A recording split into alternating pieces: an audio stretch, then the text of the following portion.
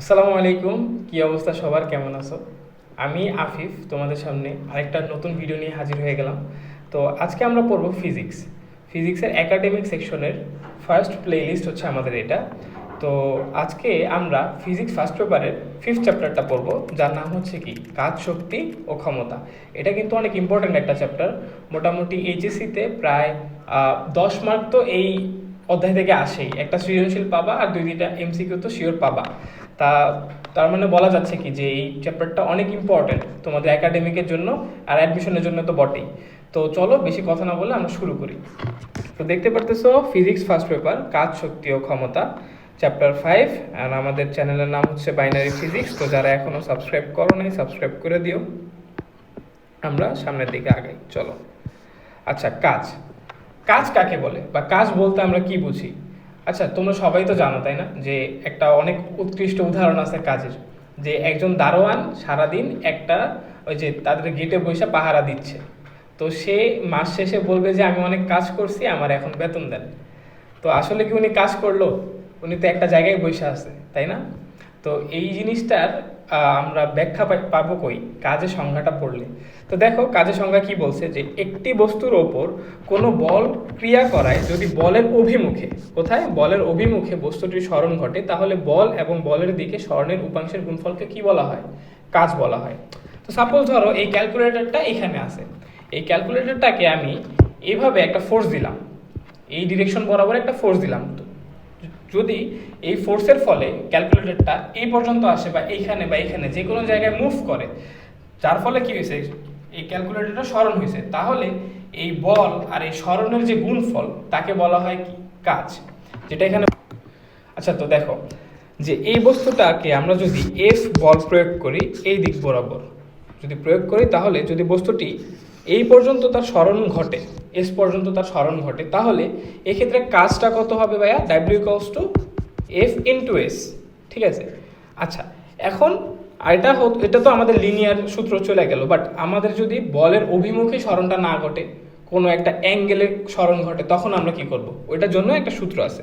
তো দেখো এই বস্তুটাকে আমরা এফ এই বরাবরে কি করলাম? একটা বল প্রয়োগ করলাম। তো আমাদের বস্তুটা যাওয়ার কথা কোন জায়গায় ভাইয়া? এই সাইডে যাওয়ার কথা। বাট সেটা কোনো একটা কারণে এ পাশে না গিয়ে এ অ্যাঙ্গেলে ঘুরে এই পাশে চলে গেল।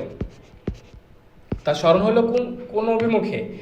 এফ এর সাথে এ কোণে এস এর দিকে সরণটা হয়েছে। তো এই ক্ষেত্রে কাজ কত হবে? এই ক্ষেত্রে কাজ হবে W equals to F S cos theta. তার মানে বুঝতে পারতেছো এটা কি? লম্বাংশ উপপাদ্যর অনুযায়ী বলা যায় যে কাজ হচ্ছে বল এবং বলের দিকে বস্তুর সরণের যে অভিমুখ তাকে বলা হয় কি? কাজ, তাই না? বা বল এবং বলের দিকে বস্তুর সরণের উপাংশের গুণফলকে বলা হয় কি? কাজ। তো এই যে এখানে সূত্র লেখা আছে দুইটা, W equals to F S আর W equals to F S cos theta. তো আসো আমরা সামনের দিকে আগাই। এখন কাজ কত প্রকারের হইতে পারে? কাজ কত প্রকারের হইতে পারে? কাজ আসলে 3 প্রকার। কি কি? ধনাত্মক কাজ, ঋণাত্মক কাজ এবং শূন্য কাজ। আচ্ছা, এখন আমরা একটা এক্সাম্পল দিই। সাপোজ ধরো এই বস্তুটাকে আমি এই অভিমুখে বল প্রয়োগ করলাম। বলের অভিমুখটা কোন জায়গায়? এই সাইডটা। ক্যালকুলেটরটা যদি আমরা এখান থেকে এই পাশে যাই, তাহলে কি বলের অভিমুখে কাজ হইল। তার মানে এই কাজটাকে আমি যা চাইছি তাই পাইছি, বা যা দিছি সেই দিকেই গেছে। তো এই কাজটাকে আমরা বলবো কি কাজ? ধনাত্মক কাজ। আবার সাপোজ ধরো ঋণাত্মক কাজ কাকে বলে? ধরো আমরা সাপোজ এই বস্তুটাকে এই বরাবর ডিরেকশনে ফোর্স দিচ্ছি, বাট বস্তুটা এইদিকে সরণ না হয়ে কোনো একটা কারণে বস্তুর সরণটা এই পাশে হয়ে গেল, বিপরীত দিকে হয়ে গেল। যেদিকে তুমি বল দিচ্ছ তার বিপরীত দিকে সরণটা হয়ে গেল, তখন যে কাজটা হয় তাকে বলা হয় হচ্ছে ঋণাত্মক কাজ। আচ্ছা, এবার শূন্য কাজটা কি? শূন্য কাজটা কিন্তু অনেক ইম্পর্টেন্ট একটা জিনিস। দেখো যদি আমরা এই বস্তুটাকে এই দিক বরাবর বল প্রয়োগ করি, সিম্পল এইভাবে বল প্রয়োগ করি, বাট বস্তুটার সরণ এদিকেও হয় না, বস্তুটার সরণ তার বিপরীত দিকেও হয় না, বস্তুটার সরণ কোন দিকে হয়? ঠিক বলের লম্ব বরাবর যদি উপরের দিকে হয়, তাহলে এই জায়গায় কোনো কাজ সংগঠিত হবে না। কেন হবে না? চলো সামনে আমরা দেখব, প্রমাণ করে দেখব। আচ্ছা, তো আগে দেখো এই জায়গায় বলা আছে কি? কাজ, ধনাত্মক কাজ। বল প্রয়োগের ফলে বলের দিকে বস্তুর সরণ হলে তাকে কি বলা হয়? ধনাত্মক কাজ বলা হয়, প্লাস ভি। আচ্ছা, তারপরে বল প্রয়োগের ফলে বলের বিপরীত দিকে বস্তুর সরণ হলে তাকে ঋণাত্মক কাজ বলে, তাই না? Minus V. আচ্ছা, শূন্য কাজ, বল প্রয়োগের ফলে বলের লম্ব দিকে বস্তুর সরণ হলে তাকে কি বলা হবে? বলা হবে শূন্য কাজ। কারণ কি? দেখো আমরা জানি কি W equals to F S cos theta. তো শূন্য কাজের মেইন যে চিত্রটা যদি আমরা আঁকাই ভেক্টর রূপে, যে বলটা আমরা, এটা একটা বস্তু, সাপোজ ধরো এটা একটা বস্তু, বল প্রয়োগ করা হয়েছে কোন দিকে? এই দিক বরাবর, এফ বরাবর। তো আমাদের যাওয়া উচিত কোন জায়গায় ছিল? এই সাইডটা, বাট এই সাইডে না গিয়ে বস্তুটা এফ এর সাথে 90 ডিগ্রি অ্যাঙ্গেলে উপরে উঠে যায়। তার মানে এবার এফ আর এস এর মধ্যবর্তী অ্যাঙ্গেলটা কত? 90 ডিগ্রি। তো এখানে 90 ডিগ্রি বসাও। ধরো সাপোজ যে কোনো মানের বল এফ, যে কোনো সরণ এস ইন্টু কস কত? 90 ডিগ্রি। এখন আমরা সবাই জানি কস 90 ডিগ্রির মান কত? 0। তাহলে পুরোটা গুণাকার আছে, তার মানে কাজটা কি হয়ে যাবে? সম্পূর্ণ 0 হয়ে যাবে। ঠিক আছে? তো এটাকে বলা হয় কি কাজ? শূন্য কাজ। তো আমরা আসলে আগে যাই, পরের স্লাইডে যাই। তো দেখো এখানে কাজের যে 3টা শ্রেণী বিভাগ আছে সেগুলো দেওয়া আছে। তো দেখো এখান থেকে আমরা সুন্দরভাবে ধারণা পেয়ে যাবো। ধরলাম এটা হচ্ছে এফ, ধরলাম এটা হচ্ছে এস, আর এদের মাঝখানে অ্যাঙ্গেল হচ্ছে ধরলাম থিটা। তো এইখানে বোঝাই যাচ্ছে যে থিটার মানটা কত? থিটার মানটা হচ্ছে 90 ডিগ্রি, আমরা সবাই জানি। তাহলে ডাব্লিউ কস কি হবে? F into S into cos theta, এখানে F into S into cos 90 degree. তার মানে কত? কিছুক্ষণ আগে পড়লাম 0। তার মানে এই যে উদাহরণটা বা এই যে চিত্রটা, সেটা কার জন্য? শূন্য কাজের জন্য। আশা করি শূন্য কাজ তোমরা সবাই বুঝতে পারছো, কোনো সমস্যা নেই। তো আসো সামনে আগাই। তো এটা বলো তো, বল দেওয়া হয়েছে এইদিকে, সরণটা হচ্ছে এইদিকে। সরণটা বলের সাথে কোনো একটা অ্যাঙ্গেল থিটা কোণে ক্রিয়া করতেছে। আচ্ছা, কিন্তু সেটা তো আসলে বলের অভিমুখী হয়েছে, তাই না? যদি আমরা এখানে একটা লম্ব আঁকাই, তাহলে দেখো তো এফ যেদিকে আছে, সরণের মানটাও কোন দিকে আছে? ওই দিকেই আছে। তার মানে এখান থেকে আমরা কি পাবো? থিটার মানটা 90 ডিগ্রি এর কম পাবো। থিটার মান কি পাবো? 90 ডিগ্রি এর কম। তার মানে ডাব্লিউ কস টু এই পাশে কি হবে? এফ এস কস 90 ডিগ্রির চেয়ে কিছু কম, তাই না? এখন আমরা জানি কি ফার্স্ট কোয়াড্রেন্টে সকল কি পজিটিভ, সকল মানই পজিটিভ, কজের মানও পজিটিভ। তার মানে এই জায়গায় যেই কাজটাই আসুক না কেন তার মান হচ্ছে কি? Positive, right? তার মানে এখানে কি কাজ সংঘটিত হয়েছে? ধনাত্মক কাজ। এবার আসো এখানে আরেকটা আমি লম্ব টানাই। তাহলে এইখানে যে ধরো এটা হচ্ছে এফ, এটা হচ্ছে এস, তাহলে এই দুটার মধ্যবর্তী কোণ এখন কত হবে? লম্ব 90 ডিগ্রি, এইটুকু 90 ডিগ্রি আমরা জানি, তারপরে আবার এইটুকু আছে, তার মানে এটা অবশ্যই 90 ডিগ্রির চেয়ে বড়, রাইট? তাহলে এবার ডাব্লিউ কস টু কি? এফ এস কস 90 ডিগ্রির চেয়ে বড় হবে যে কোনো কিছু। তার মানে আমরা কি জানি কজের মান সেকেন্ড কোয়াড্রেন্টে কি? নেগেটিভ, তাই না? তার মানে এখানে যেই মানটাই আসুক না কেন লাস্টলি মান আসবে কিরকম? নেগেটিভ মান। তার মানে এটা কি কাজ? ঋণাত্মক কাজ। আশা করি সবাই বুঝতে পারছো। আর ধনাত্মক কাজ, ঋণাত্মক কাজ, শূন্য কাজ সব কিছুর উদাহরণ আমি এটা দিয়ে দিছি। তো তোমরা আশা করি এটাতে আর কোনো সমস্যা নেই। তো চলো এখন আমরা কাজ রিলেটেড কিছু ম্যাথমেটিক্যাল প্রবলেম দেখব। তো এখানে কোয়েশ্চেনটা পড়ো, দেখো কি বলছে। আনুভূমিকের সাথে 60 ডিগ্রি কোণে 5 মিটার লম্বা একটি হেলানো তলের পাদদেশ থেকে শীর্ষদেশে 10 কেজি ভরের একটি ব্লক তুলতে হবে। তলটিকে ঘর্ষণহীন ধরে ধ্রুব বেগে তুলতে কত কাজ করতে হবে? আচ্ছা, তো এই যে কোয়েশ্চেন অনুযায়ী আমি একটা চিত্র আঁকছি। এই পাশে দেখো একটা ব্লক, এই ব্লকটাকে তুলে আমাদের কই নিতে হবে? 5 মিটার লম্বা একটি হেলানো তলের শীর্ষ দেশে নিতে হবে। তার মানে এই যে হেলানো তলটা, এই তলটার ডিস্টেন্স কত? 5 মিটার, তাই না? আচ্ছা, 5 মিটার সরণ আমাদের করতে হবে এই ব্লকটিকে। আচ্ছা, এবার দেওয়া আছে কি এ সমান সমান কত? 10 সরি এম সমান সমান ব্লকটির ভর সমান সমান কত? ব্লকটির ভর হচ্ছে 10 কেজি। আচ্ছা, আর কোণ দেওয়া আছে কত? হেলানো তলটির কোণ দেওয়া আছে কত? 60 ডিগ্রি। আচ্ছা, তো চলো আমরা এই ম্যাথটা সলভ করার ট্রাই করি। বলছে কি 10 কেজি ভর একটি ব্লককে তুলতে হবে, তলটি ঘর্ষণহীন ধরে ধ্রুব বেগে তুলতে কাজ কত? বেগটা কি ধ্রুব, তার মানে ত্বরণ আছে, ত্বরণ নাই। বাট আমরা সবাই জানি এফ ইকুয়ালস টু কি বলতো, এমজি, তাই না? এফ ইকুয়ালস টু কি, এমজি। তো দেখো আমরা ডাব্লিউ ইকুয়ালস টু জানি হচ্ছে F into S into cos theta. এই জায়গায় থেটার মানটা কত, এই জায়গায় থেটার মানটা হচ্ছে 60 ডিগ্রি। এই জায়গায় এফ এর মান কত, এফ এর মান হবে ভাইয়া যেহেতু হেলানো তল, আমরা এফ ইকুয়ালস টু এমজি ধরে নেব, কত, এমজি। তাহলে দেখো এম সমান কত 10 আর এন জি সমান কত 9.8। তো আমরা সবাই জানি এখানে মানটা কত হবে 10 ইন্টু 9.8, 98 নিউটন, 98 নিউটন। আচ্ছা এবার এস কত, এস হচ্ছে ওই যে স্মরণ, কতটুকু স্মরণ করতে হবে আমাদের, ব্লকটিকে এখান থেকে 5 মিটার উপরে নিতে হবে, দ্যাটস ইট। তাহলে স্মরণ কত, 5 মিটার। তাহলে আমরা সুন্দর মতো এখানে এফ এর জায়গায় মানগুলো বসাই দিই। এফ এর মান কত পাইছি আমরা 98, এস এর মান কত পাইছি হচ্ছে 5, আর কস কত ডিগ্রি 60 ডিগ্রি। তাহলে এখানে মানটা কত আসে 98 ইন্টু 5 ইন্টু কস 60 ডিগ্রি, 245। আর বলো তো কাজের একক কি, সবসময় মনে রাখবা কাজের একক হচ্ছে জুল। আচ্ছা তো চলো আমরা নেক্সট কোয়েশ্চেন আগাই।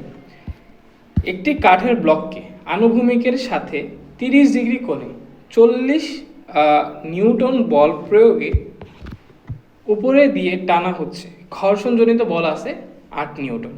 আচ্ছা 40 নিউটন বলে উপর দিকে টানা হচ্ছে, আবার ঘর্ষণজনিত বলও আছে কত 8 নিউটন। প্রযুক্ত বল দ্বারা কৃত কাজ, তারপরে ঘর্ষণ বল দ্বারা কৃত কাজ, নিট বল দ্বারা কৃত কাজ, 3টা বল দ্বারা কৃত কাজ নির্ণয় করতে বলছে। তো আসো আমরা একটা চিত্রটা আঁকাই নিই। দেখো এই সাইডে আমরা চিত্রটা আঁকাই। বলছে কি একটি কাঠের ব্লককে আনুভূমিকের সাথে 30 ডিগ্রি কোণে, আচ্ছা তাহলে 30 ডিগ্রি কোণে, তো আমরা আঁকাই, এটা হচ্ছে কত 30 ডিগ্রি। 30 ডিগ্রি কোণে একটি কাঠের ব্লককে আনুভূমিকের সাথে 40 নিউটন বলে প্রয়োগে উপরের দিকে টানা হচ্ছে। 40 নিউটন বল প্রয়োগ করে উপরের দিকে টানা হচ্ছে। এফ সমান কত 40 নিউটন বলে উপরের দিকে টানা হচ্ছে। ঘর্ষণজনিত বল হচ্ছে 8 নিউটন। ঘর্ষণজনিত বল আছে একটা কি 8 নিউটন, তার মানে এটার ঘর্ষণজনিত বল কোন দিকে হয়, যেদিকে বল হয় তার বিপরীত দিকে হয়, তার ঘর্ষণজনিত বল কত 8 নিউটন। এখানে স্মরণ দেওয়া আছে, স্মরণ দেওয়া নাই থাকতে পারে, সমস্যা কি, আমরা ধরে নিব এস। এখন দেখো প্রযুক্ত বল দ্বারা কৃত কাজ কত, আমরা জানি ডাব্লিউ ইকুয়ালস টু কি বলতো, কোন নাম্বার কোশ্চেনে W equals to F S cos theta. তাহলে এখন প্রযুক্ত বল কত 40 নিউটন, তাহলে এই ক্ষেত্রে এফ সমান কত 40 নিউটন কিন্তু এস সমান কত দেওয়া নাই থাকতে পারে, সমস্যা নেই, আমরা এস ধরে নিলাম।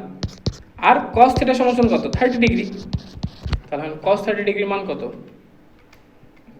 40, তাহলে 20√3 এস। এটা গেল আমাদের ক নাম্বার কোয়েশ্চেন। আচ্ছা সেম ভাবে দেখো খ নাম্বার কোয়েশ্চেনে কি বলছে, যে ঘর্ষণ বল দ্বারা কৃত কাজ করতে। এবার যে সিম্পলি ঘর্ষণ বল ডাব্লিউ ইকুয়ালস টু কি এফ এস কস 30 ডিগ্রি। আচ্ছা তাহলে এফ কত, এখানে এফ হবে হচ্ছে 8 নিউটন,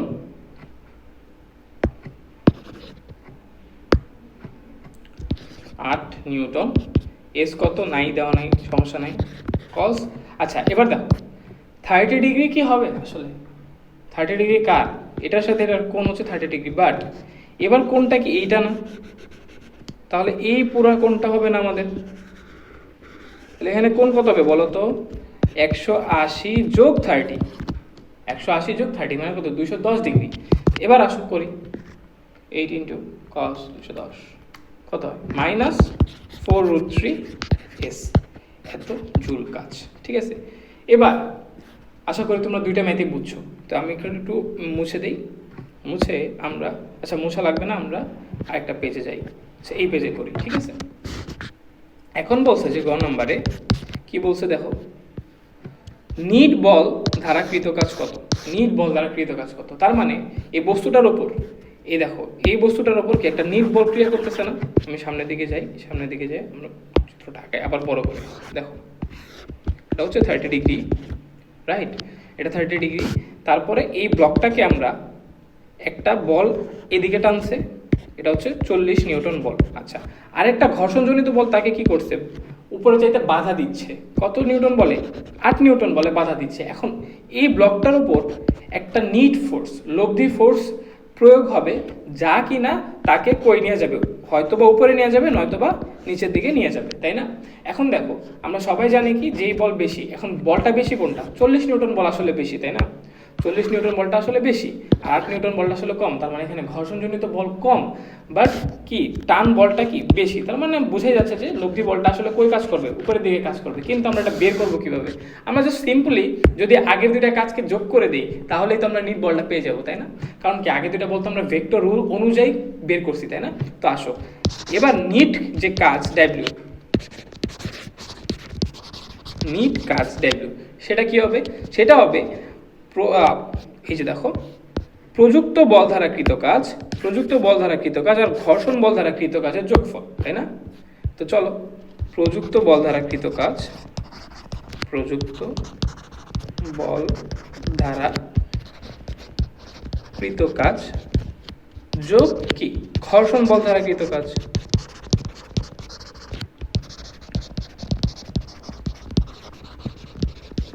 কৃত কাজ। তাহলে দেখো প্রযুক্ত বল দ্বারা কৃত কাজ যোগ ঘর্ষণ বল দ্বারা কৃত কাজ, প্রযুক্ত বল দ্বারা কৃত কাজ আমরা কত পাইছি? 20√3s, 20√3s যোগ এরপরে দেখো ঘর্ষণ বল দ্বারা কৃত কাজ কত পাইছি? -4√3s, -4√3s। তাহলে এস কমন নাও, তাহলে 20√3 -4√3, তাহলে আসে কত? 16√3s, এত জুল কাজ। তার মানে নিট বল দ্বারা কাজ সম্পূর্ণ হইল কতটুকু? 16√3s joule. ঠিক আছে, তো আশা করি এরকম ম্যাথ আসলে তোমরা পারবা। তো তোমাদের জন্য একটা HW আছে, তোমরা নিজেরা ট্রাই করবা এই কোয়েশ্চেনটা, হোমওয়ার্ক থাকলো। ঠিক আছে, কোয়েশ্চেনটা কি বলছে দেখো, 5 কেজি ভরের একটি স্থির বস্তুর উপর 7 নিউটন মানের বল 4 সেকেন্ড ক্রিয়া করে। এরপর নতুন আরেকটি বল 5 মানের ওপর একটি বল আনুভূমিকের সাথে 60 ডিগ্রি কোণে ক্রিয়া করে। তাহলে 4 সেকেন্ড পর বস্তুটির কৃত কাজ কত? ফার্স্ট 4 সেকেন্ড সময় এবং ফিফথ সেকেন্ডে সরণের মান এবং সময় যাচাই করো। তো এটা হচ্ছে 9-10 কনসেপ্ট আর এটা হচ্ছে ইন্টারনেট কনসেপ্ট। তো আশা করি ম্যাথটা পারবা। এই ম্যাথটা কি থাকবে? HW থাকবে।